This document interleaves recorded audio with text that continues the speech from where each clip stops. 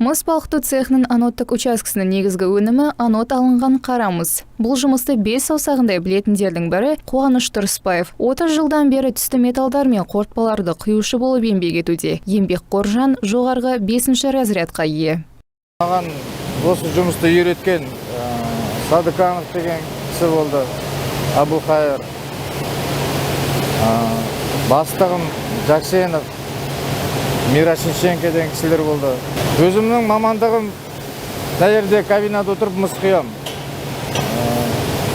Разрядым 5-ші разряд. Жұмыскерлер жақсы, коллектив жақсы. Қуаныш Тұрыспаев Ақтоғай ауданының орта кәсіптік техникалық училищесін кен бейінді тракторшы машинист мамандығы бойынша бітірген. 1994 жылдан бастап күні бүгінге дейін мыс балқыту цехында жұмыс істейді. Еңбектегі жетістіктері үшін 3-ші дәрежелі еңбек даңқы орденімен марапатталған. Өз учаскесінде балқытылған мысты пішіндерге құйып отырады. Тазарту арқылы таза анод плитасын алады. Менің өз ісіме жататын осы жерде істеген кезде мен мыс құям. Мыстың салмағы бір анод 240 плюс-минус 5. Біз сол стандарт ұстап отыру керек. Әзірде изолация деген қалып бар. Бізге плавильщиктер мысты қайнатып береді, леткадан ағызады. Біз машинаны дайындаймыз, соны қалыпқа құямыз. Целый бір пеш 7,5 сағат, 7 сағат сондайда құйып бітеміз. Содан ол бұл шыққан продукцияны электролитнеге жібереміз. Әйетін обработка жасаймыз, вагонеткаға мына жібереміз. Сосын әрі қарай кетеді. Соның бәріне құттықтаймын. Бастары аман дендері сау болсын, бала шағалардың қызықтарын көрсін. Осындай біздің корпорация көтеріле берсін.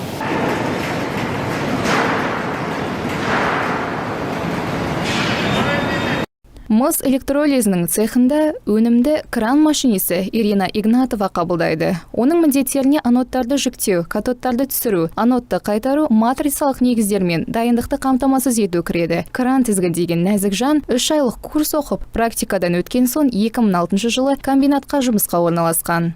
Корпорацияда жолдасымда қызмет етеді. Ол дайын өнімдер бөлігінде электромонтер болып жұмыс жасайды. Корпорацияда шамамен жарты жыл, 1 жыл сайын мерекелерде бізге үнемі қомақты ақшалай сый беріп отырады. Санаторияға баруға, тегін емделуге және жолдамамен басқа қалаларға баруға мүмкіндіктер қарастырылған.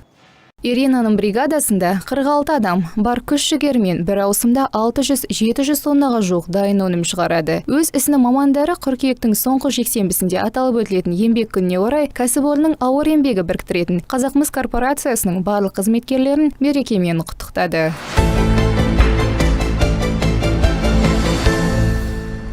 Қала әкімі Қайрат Қамзин Балқаш станциясының тұрғындарымен кездесіп өзекті мәселелерді талқылады. Қалада күзгі әскерге шақыру науқаны басталды. Ал Самал шағын ауданында жаңа сквер ашылды. Қала тынысындағы осы және өзге де айтулы жаңалықтар дайджест айдарында.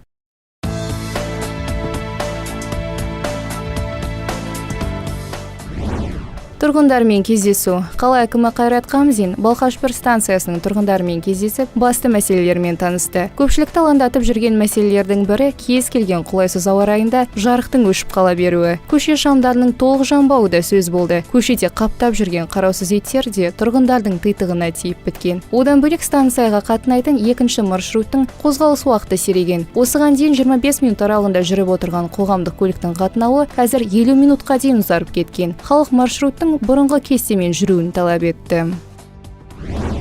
Әскерге шақыру науқаны. Қалада күзгі әскерге шақыру науқаны басталды. Мерзімді әскери қызметке шақырту қыркүйектің 1-нен бастап жылдың соңына дейін созылмақ. 4 айдың ішінде балқаштық сарбаздар, қарулы күштер, басқа да әскери құрамалар қатарын толтырмақ. Әскерге шақыру SMS хабарлама жолдау немесе үйіне, жұмыс орнына жеке шақырту қағаздарын жіберу арқылы жүзеге асырылуда. Самал сквері ашылды. Самал шағын ауданында кішігірім алаң ашылды. Самал сквері халық қатысатын бюджет жобасы аясында жүзеге асып отыр. Балалар алаңының ашылу салтанатына қала басшысы мен жоба авторы тұрғындар қатысты. Жоба авторы жергілікті тұрғын Ермек Алшынбаев. Жұмыстарды Балқаш Сынап продукт жауапкершілігі шектеулі серіктестік мердігерлік ұйымы 1 ай ішінде аяқтаған. Жаңа қоғамдық орында стрит-воркаут алаңы, спорттық гимнастикалық кешендер, ойын аймағы орнатылған. Скверді салу үшін 20 миллион 720 мың теңге көлемінде қаражат жұмсалған. Жақсының аты өшпейді. Балқашта Нәби Әбуғалиевке арнап мемориалдық тақта орнатылды. Нәби Әбуғалиұлы алғашқы құрылысшы, екінші дүниежүзілік соғыс және еңбек ардагері, қаланың құрметті азаматы. Қызыл жұлдыз құрмет белгісі ордендерінің иегері. При Балқашстрой тресінің құрылысына елеулі үлес қосқан азамат. Мемориалдық тақта ардагердің інісі Жүніс Әбуғалиев көшесі 26-шы үйге орнатылды. Нәби Әбуғалиұлы бұл үйде 1952-2005 жылдар аралығында тұрған. Салтанатты шараға марқұмның әріптестері, достары, туыстары қатысты.